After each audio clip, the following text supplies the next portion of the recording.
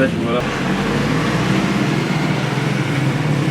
La bruit qui existe entre la France et le Mali, je pense que ce n'est un secret de polichinelle pour personne. Dans les relations diplomatiques bilatérales entre la France et le Mali, tout le monde sait que ça ne va pas. La tension est très vive jusqu'à aller rompre nos relations diplomatiques entre États, pas entre le peuple malien et le peuple français, mais entre les États. Ceci étant, si aujourd'hui, moi-même, j'ai appris la nouvelle sur les réseaux sociaux que le pays, nos frères du Sénégal offre ses bons offices dans envie d'apporter son concours pour apaiser le climat de tension qui existe entre les deux États. À l'Africain, je dirais que c'est une très bonne chose. Si le Sénégal offre ses bons offices au Mali et à la France pour essayer de rapprocher les deux États en vue de conjuguer leurs efforts et s'asseoir, discuter et s'entendre. Pour moi, en tant qu'Africain, le Sénégal c'est un pays africain très important. Si le Sénégal propose ses bons offices au Mali, je pense que nos autorités doivent répondre par l'affirmative et par le positif. Parce que quoi qu'il en soit, si deux États sont en conflit, la médiation est une voie d'issue pour permettre aux deux États de s'entendre. Mais nous savons que nos autorités ont des préférences. Et je crois que l'État malien même a proposé le président togolais précédemment dans la crise qui nous opposait à la CEDEAO. Je crois que c'est le Mali qui avait demandé au président togolais d'intervenir. Maintenant, si un autre pays frère du Mali se propose, je crois que c'est une très bonne chose.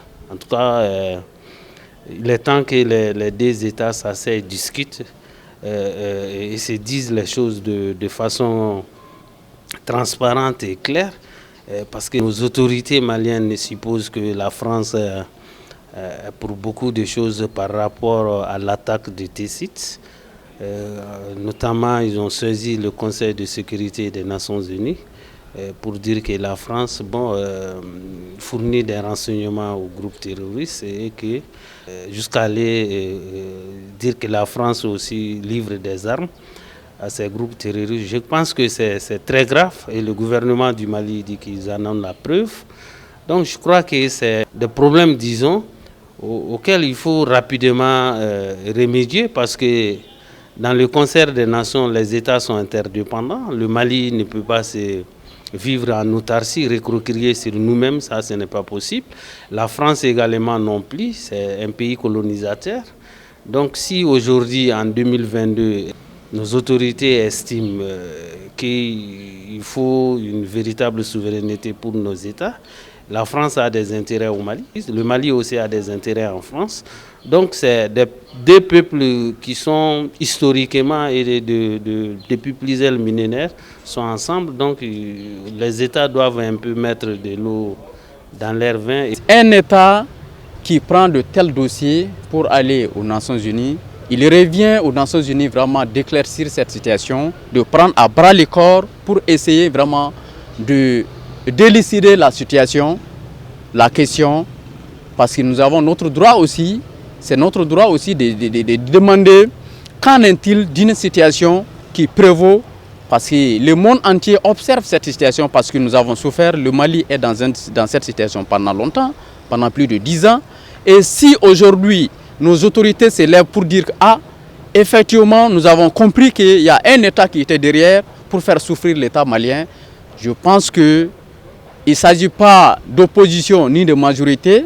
C'est vrai, je ne suis pas dans la transition, je ne suis pas un tenant de la transition, mais je suis un citoyen malien et du coup, nous sommes obligés d'être solidaires avec nos autorités pour essayer vraiment de suivre de près jusqu'à l'aboutissement de cette question-là. Il s'agit de la souveraineté d'un État. Quand de telles accusations très graves contre un autre État, moi je pense qu'il faut aller jusqu'au bout. La médiation à un certain niveau, oui, mais de telles accusations, qu'on sache si toutefois, si réellement la France a joué un rôle ambigu dans cette situation ou pas.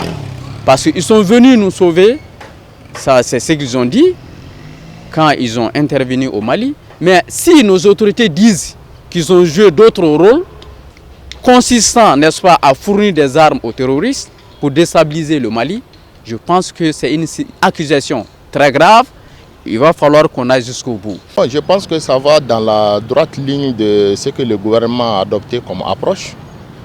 C'est d'abord de porter plainte officiellement et formellement devant le Conseil de sécurité de l'ONU en avançant effectivement les éléments de preuve que l'État malien détient contre la France par rapport, n'est-ce pas, à tout ce qui se passe ici, notre crise multidimensionnelle qui sévit depuis des années. Mais le gouvernement a toujours adopté cette approche en acceptant également la négociation. Et je pense que dans ce cadre-là, on se rappelle de l'histoire des 49 militaires ivoiriens. Il y a des négociations, malgré que c'est dans la main de la justice. Le gouvernement n'a pas fermé la porte de la négociation. Parce qu'il faut reconnaître que dans les relations internationales, il ne faut jamais exclure la possibilité de pouvoir parvenir à un accord, en tout cas à l'amiable. Et c'est très normal. Macky Sall, il n'est pas seulement le président du Sénégal, il est aussi le président de l'Union africaine. Et aujourd'hui, on peut dire que d'un point de vue symbolique, il parle au nom de tous les chefs d'État africains. Donc à ce titre-là, il n'y a pas une personne mieux indiquée en tout cas pour intervenir dans ce cadre-là. Donc c'est extrêmement important que Macky Sall puisse se porter en tout cas médiateur pour pouvoir essayer de rapprocher les différentes positions. Je trouve que c'est une bonne chose et ça concadre aussi avec l'approche du gouvernement, qui a aussi accepté de recevoir, je pense, Macky Sall. Tant que c'est l'intérêt du Mali est garanti, moi je pense que le problème ne se pose pas en fait.